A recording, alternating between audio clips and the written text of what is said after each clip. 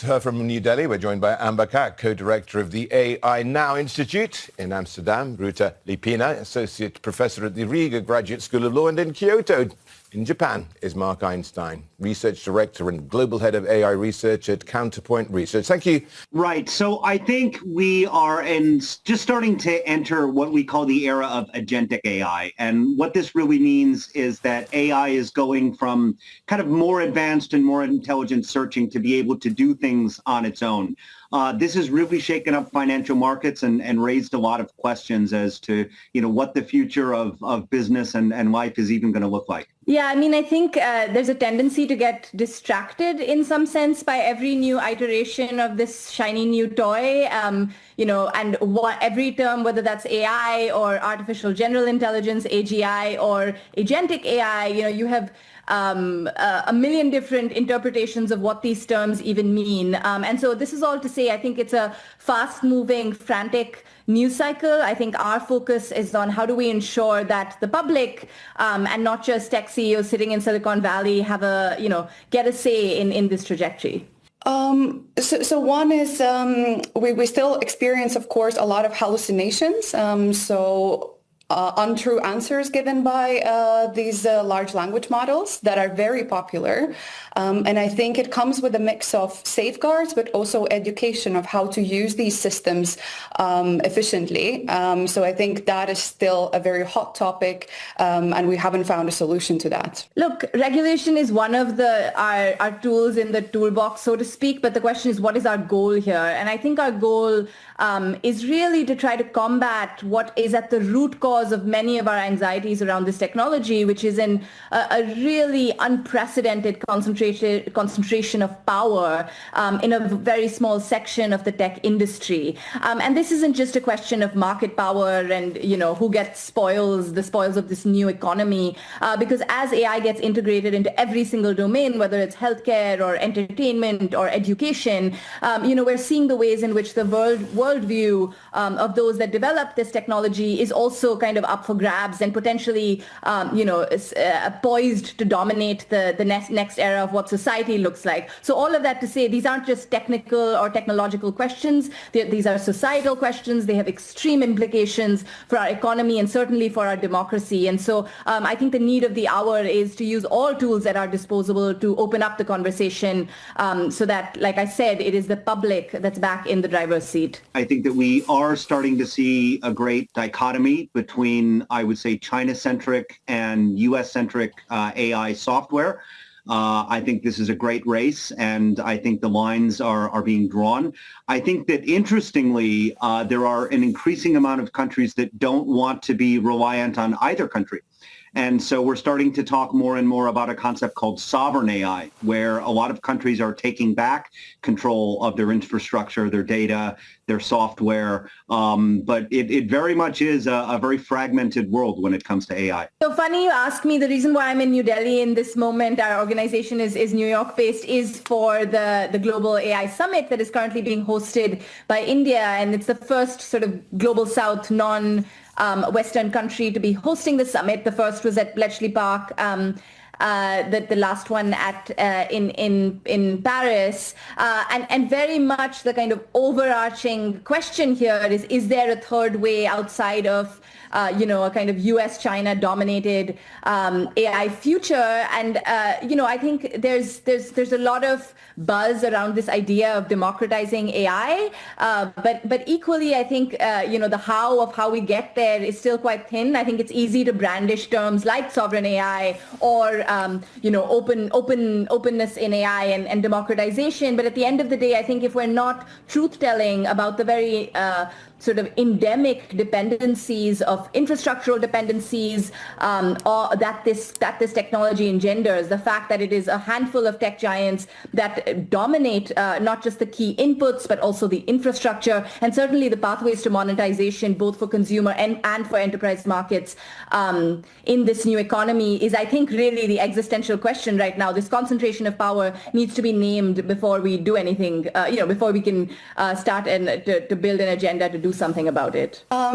So I think it's very important to talk about this democratization aspect and also sovereignty aspect, because it would give citizens choice. Because at the moment, with the concentration of power, even if consumers don't like the tools that they're using, there are not many equal comparable alternatives. And that creates a situation where the main players can remain their dominant position and even worsen the terms for the users, because there's this lock-in effect that they have been using these tools. So I think it is very important to talk about it.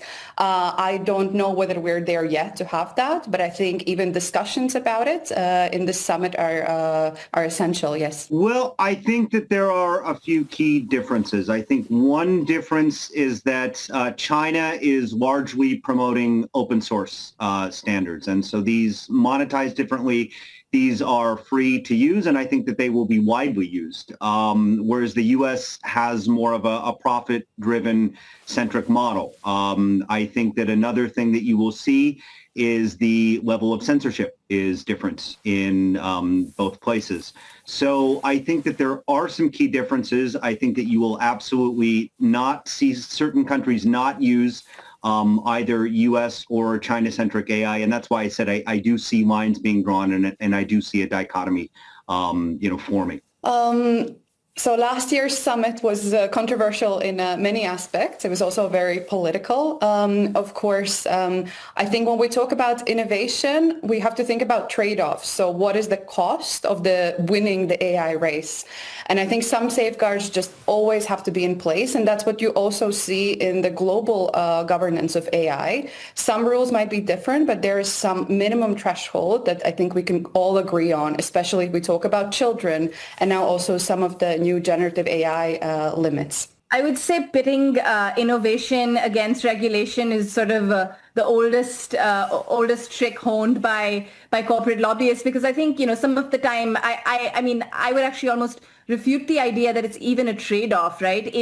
I think many a time the kinds of regulation, whether it's protecting children or, the mental health impacts of chatbots or security concerns, we're trying to promote through sensible regulation a race to the top rather than the bottom. But I think there is a way in which in this current political environment, regulation has been sort of brandished as a bad word, and basic protections that would not only, protect the public, but I think also enhance the trust that consumers feel interacting with these chatbots and in some ways facilitate adoption. All of that is sort of being caricatured into this, zero-sum game between innovation and baseline protections for the public, when I think that contradiction shouldn't exist. Well, so I get asked this question almost every day, and I think that if you look at AI investment versus AI spending, we're investing 16 times more than we're getting back today.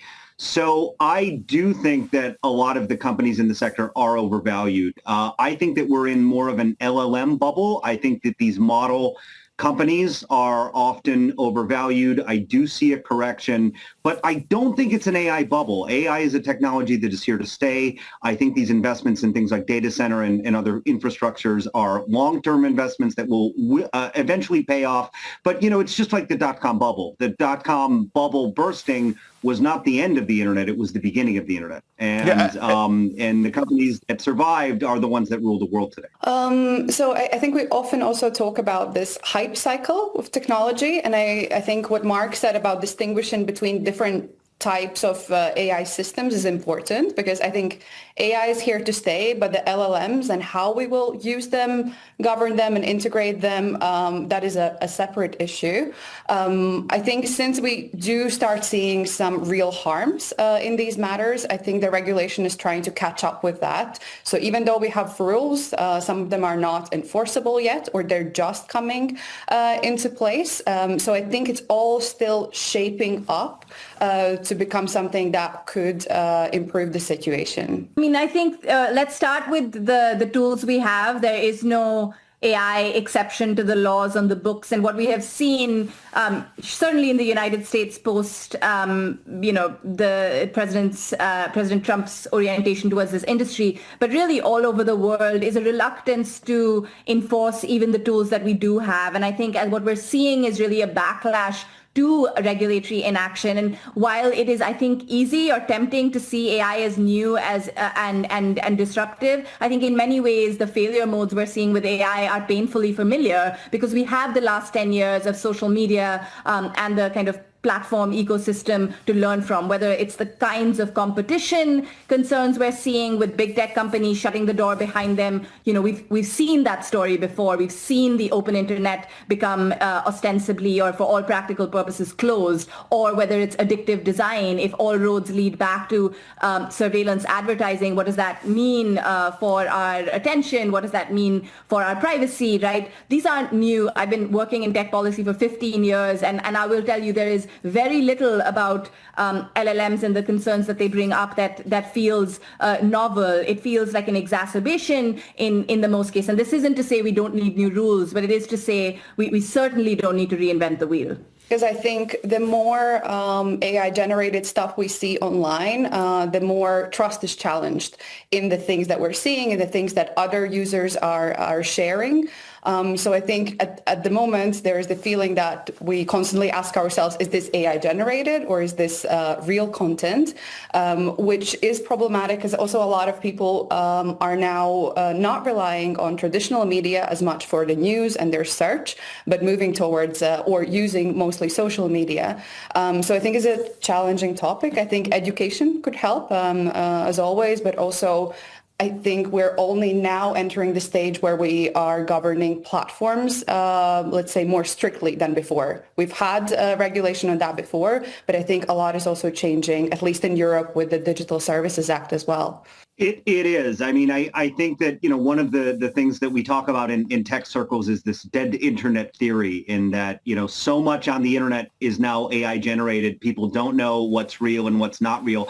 I actually think this will eventually change business models. I think that this will, it might lead to people paying more for trusted services because nothing else can be trusted.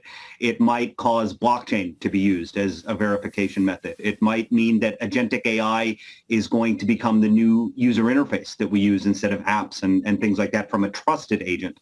So I absolutely think that there are very big financial implications. I think that the business models of the internet will eventually change themselves.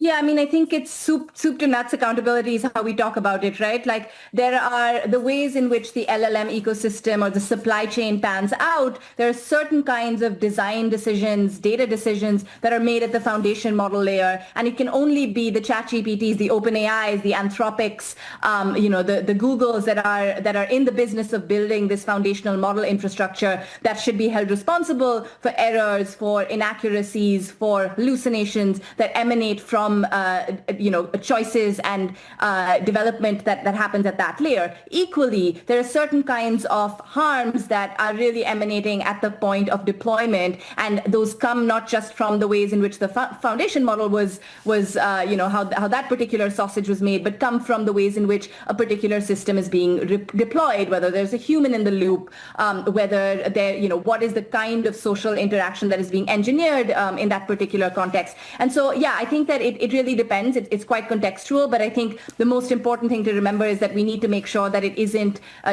just the consumer on the other end dealing with a smart machine and being told that, the computer did it, and so there's no liability. We need accountability, and we need it through the supply chain. I think these are still somewhat open questions, but I agree with Amber. In any case, even if there's confusion or gray areas, there has to be someone to be held accountable. And maybe just to add to that, I think we also need regulations such that not the entire burden is on the user. Because if you need to find proof for these harms and evidence, I think is increasingly occurred, even though the damage is there. I can argue both sides, frankly. I do think that, the fact that these AI tools I mentioned, many of them are open source and are available to everybody. We're going to have a world where anyone is just going to be able to make an app by talking to their smartphone or their computer.